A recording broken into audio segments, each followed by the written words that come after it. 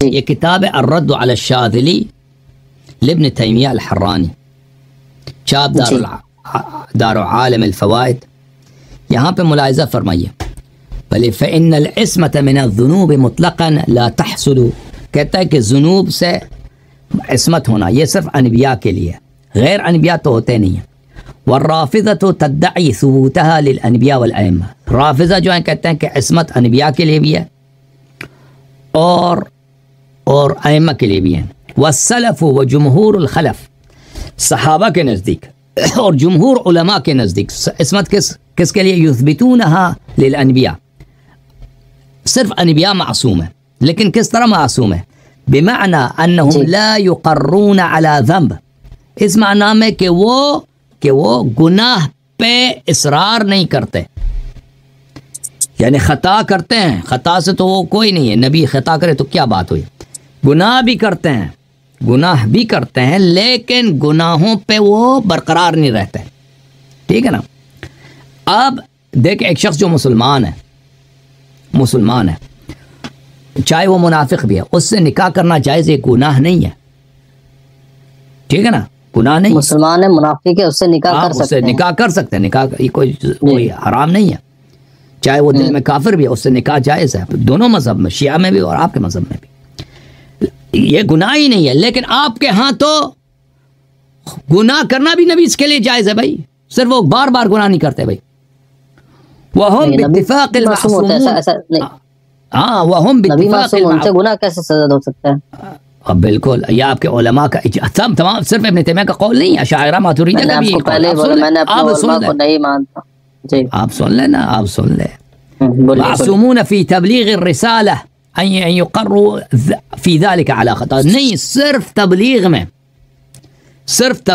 میں اس میں وہ خطا نہیں کرتے، باقی چیزوں میں وہ خطا کر سکتے ہیں۔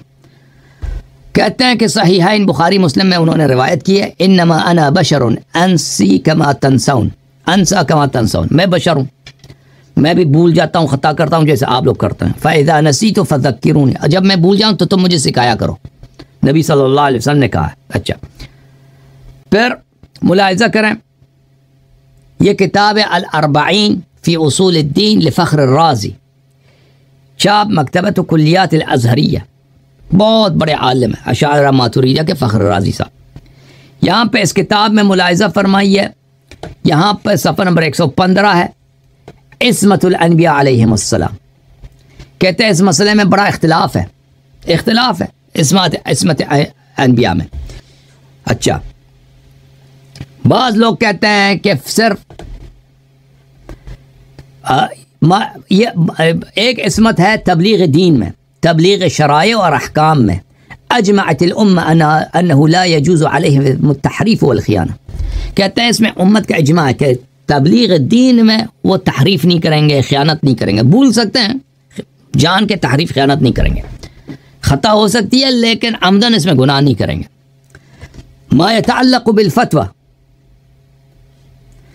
جہاں تک فتوے کا تعلق ہے کہ نبی صلی اللہ علیہ وسلم اپنے ایسے فتوے دیتے رہیں، تو اس میں کہتے ہیں اختلاف ہے۔ اجمعت الامہ انہ لا یجوز تعمد الخطا اما سبیل السہو فقد اختلفوا فیہ، کہتے ہیں کہ وہ عمدن غلط فتوے نہیں دیں گے، اس میں سب کا اجماع، لیکن نبی صلی اللہ علیہ وسلم فتوے میں غلطی کر سکتے ہیں، کہتے ہیں یہ مسئلہ اختلافی ہے، یہ مسئلہ کہ نبی صلی اللہ علیہ وسلم کے ہر فتویٰ صحیح ہو دینی معاملات میں، یہ بھی ثابت نہیں ہے، ٹھیک ہے، یہ بھی اختلافی ہے۔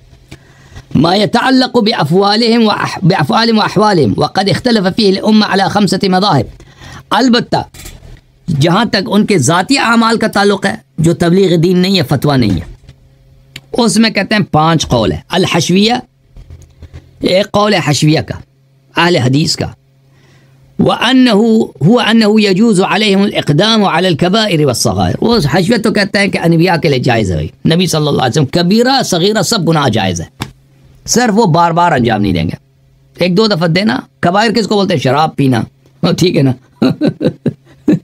اچھا، حدیث سنا رہے، یہ کس کا لکھا ہوا ہے، کون ہے یہ امام الاشاعرہ ماتریدیہ اشاعرہ کا سب سے بڑا امام فخر الرازی صاحب ہے۔ اچھا، دوسرا قول، تیسرا قول، چوتھا قول، تو بہرحال والذی نقول، اس کا اپنا قول کیا ہے؟